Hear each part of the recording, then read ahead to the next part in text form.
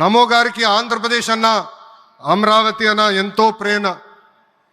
ఇప్పుడు ఆయన ఢిల్లీలో ఎంత బిజీగా ఉన్నారో మనందరూ తెలుసు. ఆయన ఈ కార్యక్రమానికి వచ్చారు. 2024 ఎన్నికల్లో ప్రజలు ఎన్డీఏ ప్రభుత్వానికి 94 సీట్లు గెలిపించారు. అందుకే మన ప్రధాని నమో గారు ఆంధ్రప్రదేశ్ కోరిన అన్ని కోరికలు తీరుస్తున్నారు. మొన్నే విశాఖపట్నానికి వచ్చి railway zone, NTPC green project, Nakkapalli bulk drug పార్క్కి నిధులు కేటాయించారు. ఏకంగా విశాఖపట్నం ఉక్కు ఫ్యాక్టరీని కాపాడారు.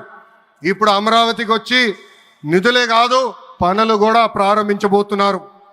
మనం ఒకసారి గతం కూడా గుర్తు చేసుకోవాలి. 2014లో రాష్ట్ర విభజన జరిగింది. కట్టుబట్టలతో మెడబట్టి మన బయటికి గెంటేశారు. ఎక్కడి నుంచి పరిపాలించాలో తెలియని పరిస్థితి. కానీ మన సిబిఎన్ గారికి సంక్షోభాలు కొత్త కాదు. ఒక పక్కన సంక్షేమం, మరో పక్కన అభివృద్ధి చేసి చూపించారు. అందరి ఆమోదం తెలిపిన తర్వాతనే అమరావతి రాజధానిగా ప్రకటించారు. రైతులు చేసిన త్యాగం వల్ల ఈరోజు అమరావతి ఏర్పడింది.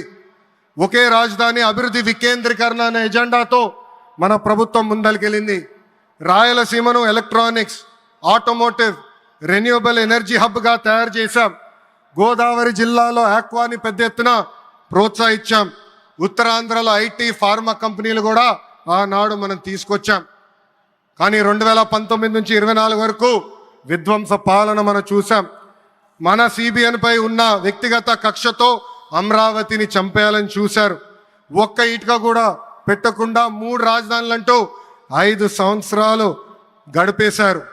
8 ఏళ్ల పిల్లోడి దగ్గర నుంచి 80 సంవత్సరాల వృద్ధుల వరకు జై అమరావతి అంటూ జెండా బతుకుని రోడ్డు పైకి వచ్చి ధర్నాలు చేస్తాం, పోరాటాలు చేస్తాం, మనందరం చూసాం.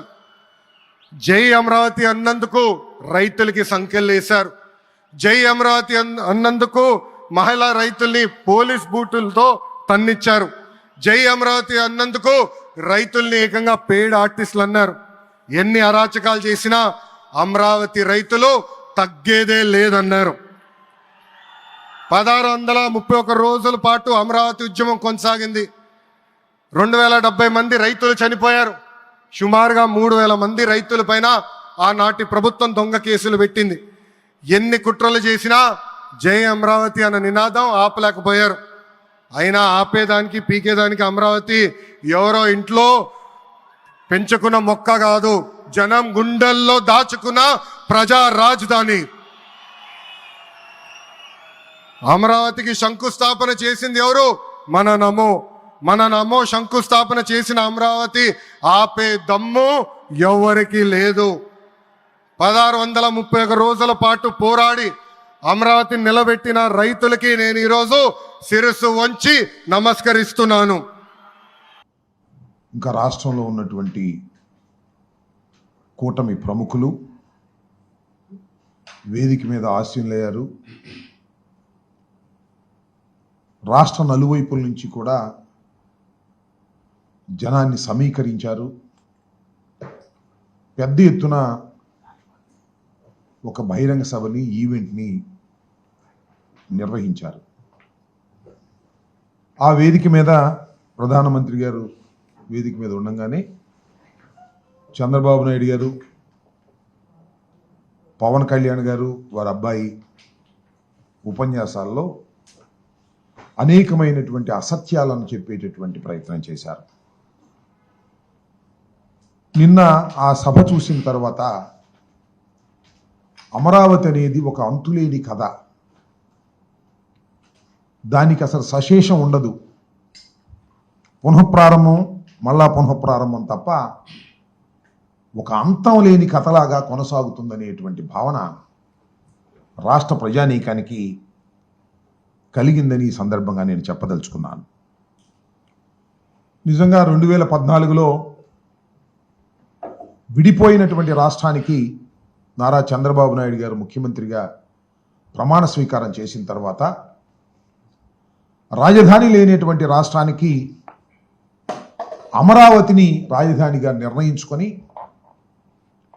33,000 ఎకరాలు రైతుల దగ్గర నుంచి సమీకరించి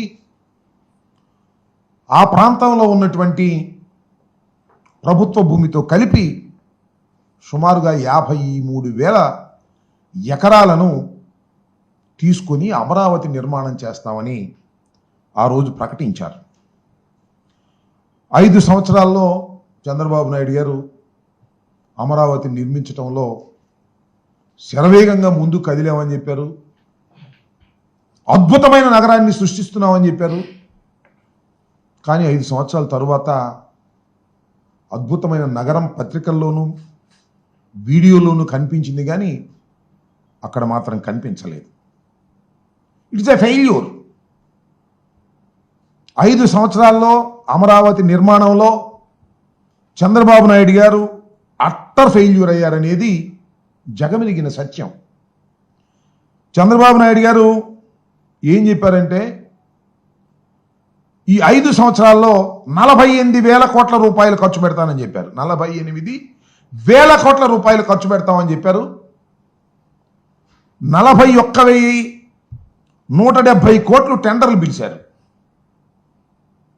విన్నారు కదా, 48,000 కోట్లు ఖర్చు పెడతామన్నారు. 41,000 కోట్ల రూపాయలు పైచిలకు టెండర్లు పిలిచారు.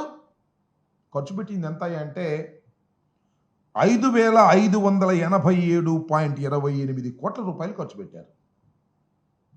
చెప్పింది ఏంటి, చేసింది ఏంటి చూస్తే మనకు అర్థమవుతుంది. 5 సంవత్సరాల్లో అట్టర్ ఫెయిల్యూర్ అయ్యి అమరావతి అనేది ఒక భ్రమరావతిగా చిత్రీకరించి చిత్తుగా ఓడిపోయినటువంటి సందర్భాన్ని ఇక్కడ గుర్తు చేసుకోవాల్సినటువంటి అవసరం ఉన్నది. ఇక్కడ ఒక విషయాన్ని నేను చెప్పదలుచుకున్నాను. వైఎస్ఆర్ కాంగ్రెస్ పార్టీ ఏదో అమరావతికి వ్యతిరేకమని, వరల్డ్ క్లాస్ క్యాపిటల్ని నిర్మిస్తుంటే కడుపు మంటతో మేము మాట్లాడుతున్నామనేటువంటి మాట పలుమార్లు చెప్తున్నారు. ఇది వాస్తవం కాదని చెప్పదలుచుకున్నాను. ఆంధ్రప్రదేశ్ విడిపోయింది, గాయపడి విడిపోయింది. రాజధాని లేదు. రాజధాని నిర్మాణానికి కేంద్రం 2,500 కోట్ల రూపాయలు ఇస్తామని చెప్పింది. రాజధాని నిర్మించుకోవాల్సిన పరిస్థితి ఏర్పడింది.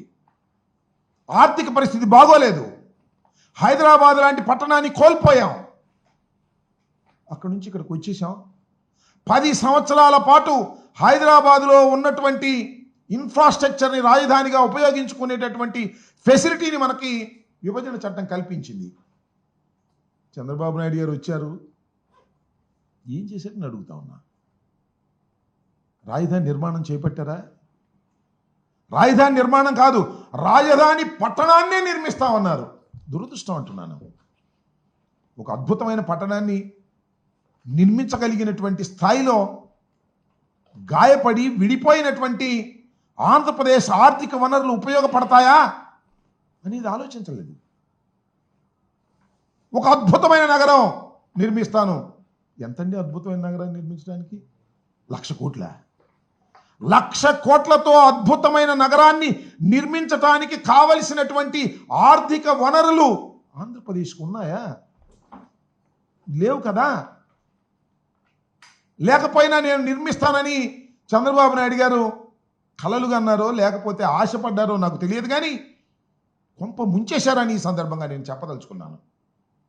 5 సంవత్సరాల పాటులో నేను ఇంతకుముందు చెప్పినట్టుగా 48,000 కోట్లు ఖర్చు పెడతామని కేవలం 5,000 పైచీలు కోట్లు ఖర్చు పెట్టి గంగలో ముంచేశారు. రైతుల దగ్గర నుంచి 33,000 ఎకరాలను సేకరించారు. రైతులకు ఏం చెప్పారండి? అద్భుతమైన ఫ్లాట్లు ఇస్తామన్నారు, రిటర్నబుల్ ఫ్లాట్స్ ఇస్తామన్నారు, మిమ్మల్ని లక్షాధికారులను చేస్తామన్నారు. ఎంత చేశారండి? ఇప్పటివరకు ఇచ్చారా? 68% మాత్రమే రిజిస్టర్ చేశారు. ఇంకా 32% ఇంకా రిజిస్టర్ కాల. చంద్రబాబు నాయుడు గారు అధికారంలోకి వచ్చే సంవత్సరం అయినా కూడా రిజిస్టర్ కాల. ఎవరు మోసం చేస్తున్నారు రైతుల్ని, అమరావతిని? అమరావతిని ఎవరో విధ్వంసం చేశారంటున్నారే. అమరావతికి పేరు పెట్టింది చంద్రబాబే, అమరావతిని విధ్వంసం చేస్తుంది కూడా చంద్రబాబే. ఇది గమనించమని కోరుతూ ఉన్నా నేను. మేము ఇదేదో కడుపు మంటతోనో మరో రకంగానో చెప్పేటటువంటి పరిస్థితి కాదు. ఉన్న వాస్తవాలను చెప్పేటటువంటి పరిస్థితికి మేము ప్రయత్నం చేస్తున్నాం. ఎస్, జగన్మోహన్ రెడ్డి గారు అధికారంలోకి వచ్చారు, ఆర్థిక వనరులు లేవు. ఆ రోజున చెప్పాం, ఈరోజు చంద్రబాబు అదే చెప్తున్నాడు. చంద్రబాబు గారు ఏమన్నారండి? సెల్ఫ్ సస్టైన్ టౌన్ అంటే ఇది తన డబ్బులు తానే సృష్టించుకుంటుంది, మనకేం పెట్టుబడి పెట్టాల్సిన అవసరం లేదని చెప్పలేదా? మేమేం చెప్పాం? మేము హైకోర్టులో సుప్రీంకోర్టులో కూడా అఫిడవిట్స్ వేసాం. అయ్యా రాష్ట్ర పరిస్థితి లేదు, ఇది ఆర్థికంగా ఇంత ఖర్చు పెట్టలేం, దీన్ని అభివృద్ధి చేయలేం అని చెప్పాం. చంద్రబాబు నాయుడు గారు ఏమన్నారు? సెల్ఫ్ సస్టైన్ అన్నాడు. మరి సెల్ఫ్ సస్టైన్ అయితే ఏం చేస్తున్నారండి చంద్రబాబు నాయుడు గారు మీరు ఇవాళ? అప్పా ఇంత తప్పండి, నాకు అర్థం కాలేదు. భయంకరమైనటువంటి అప్పు తీసుకొస్తున్నారు ఇవాళ మీరు. ఎవరు చేయాలి ఈ అప్పు? ఎవరు తీర్చాలి ఈ అప్పు? 52,000 కోట్ల రూపాయల అప్పు తీసుకొస్తున్నారు ఇవాళ మీరు. అప్పుల గురించి ఏమన్నారండి మీరు? అయ్యా చంద్రబాబు నాయుడు గారు అనుభవజ్ఞులు మీరు. 4వసారి ముఖ్యమంత్రిగా ప్రమాణ స్వీకారం చేశారు. జగన్మోహన్ రెడ్డి గారు అప్పు తీసుకొస్తుంటే ఏమన్నారు? ఇది శ్రీలంక అయిపోద్ది అన్నారు. అప్పులతో మునిగిపోతుందన్నారు. అప్పు చేయటం తప్పు అన్నారు. అప్పుడు అప్పు చేయటం తప్పు. ఇవాళ అమరావతి కోసం అప్పు చేయటం కరెక్టా? ఎంత అప్పు చేస్తున్నారండి మీరు? 52,000 కోట్లు.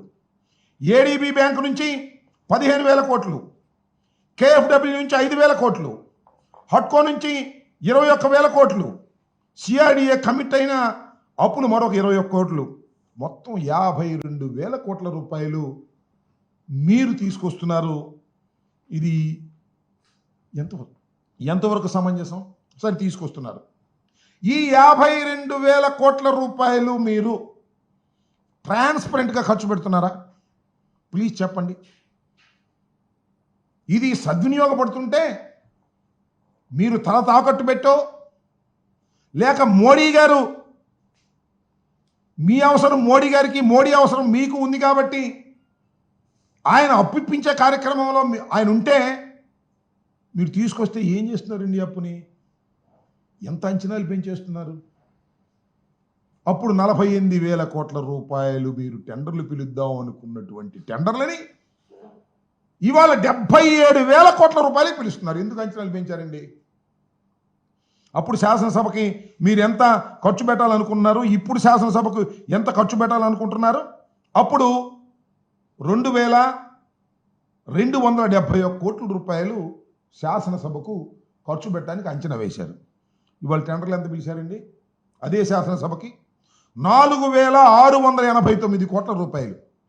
అప్పటికి ఇప్పటికీ సిమెంటు, ఐరన్ ధరలు తగ్గినప్పటికీ కూడా ఎందుకు ఈ విషయాలను చెప్తున్నానంటే, మీరు అప్పు తీసుకొచ్చి అమరావతి నిర్మాణం కాదు దోపిడీకి మీరు పాల్పడుతున్నారు అనే విషయాన్ని ప్రజలకు అర్థం కావాలనేటువంటి అంశం మీద నేను చెప్పదలుచుకున్నాను.